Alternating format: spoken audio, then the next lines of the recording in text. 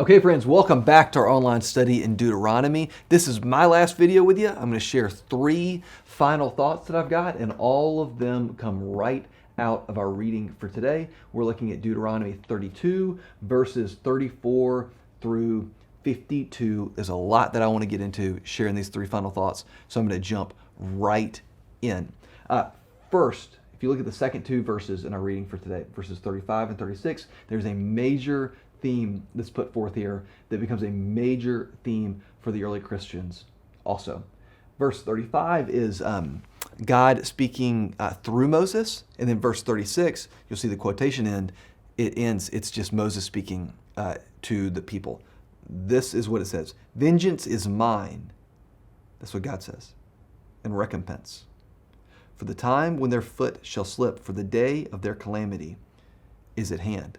The Israelites are concerned about what do we do about our enemies. They have done bad things to us. God says, "Look, vengeance is mine. I will. You don't have to take care of that.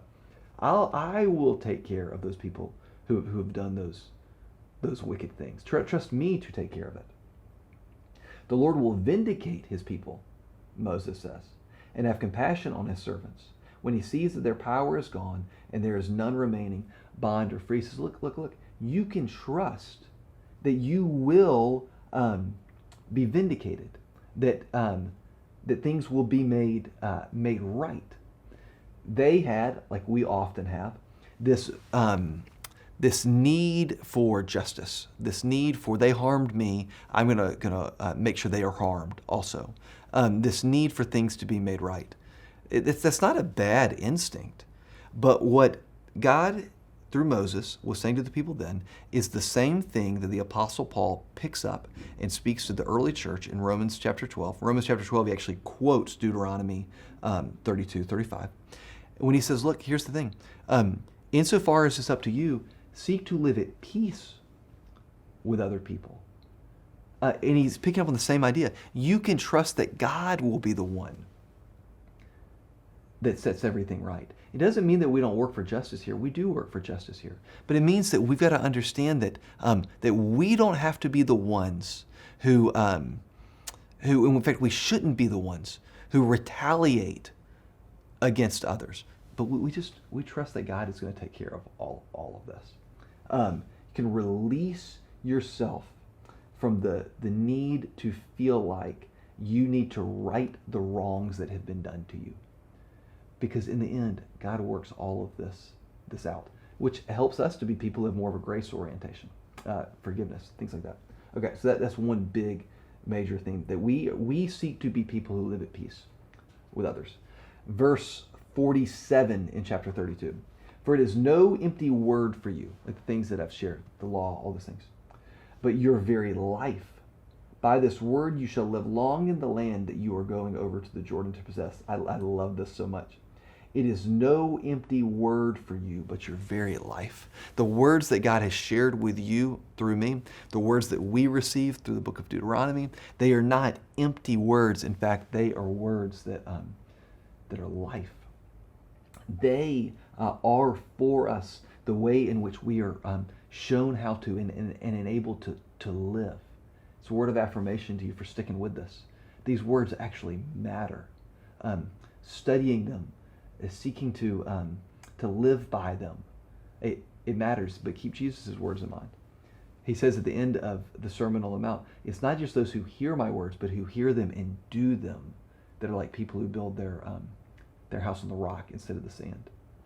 A word of affirmation that you have stuck with this, that you're hearing these words that are not empty. But now let's also put them in action. How do we live in response to them? Final thing, look at this last little section here. The very day the Lord spoke to Moses, Go up this mountain of the Abarim, Mount Nebo, which is in the land of Moab, opposite Jericho, and view the land of Canaan, which I am giving to the people of Israel for possession. So go up Mount Nebo. And what do you do there? You view the land, and then verse 50, and die on the mountain which you have gone up. Even the great Moses, the Moses who led the people out of Egypt, the people who led the man who led the people through the desert. Even Moses, the one who led them to the very boundary into Israel, into the promised land.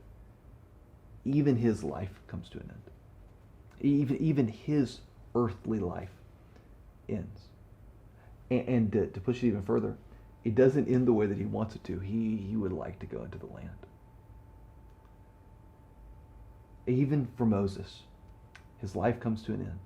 And even for Moses, it does not all work out the way that he wants it to. And I think that it's a haunting reminder for us that even if we are faithful, even if God uses us to do mighty things, things don't always work out the way that we want them to. It doesn't end the way that Moses wants it to.